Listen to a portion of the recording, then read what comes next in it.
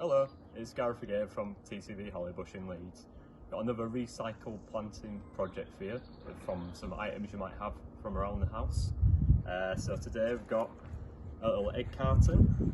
Just rip the top off and then you've got the egg cells there. And what you can do is you can plant some peas or beans, or if you've got some other seeds in there for little modular planters. Sort of similar to peat pots which you get from garden centres and such like. So if you fill them up with some compost, ideally peat free, better for the environment, get yourself a little salad, or this is a mushroom tray, just to sit it in so that you can keep the water in one place with no holes. And then you take some peas, so I've got some early peas which will grow outdoors, but we'll start them off in these pods and get them going.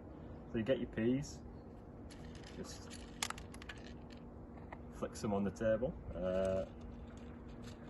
put them into the egg box.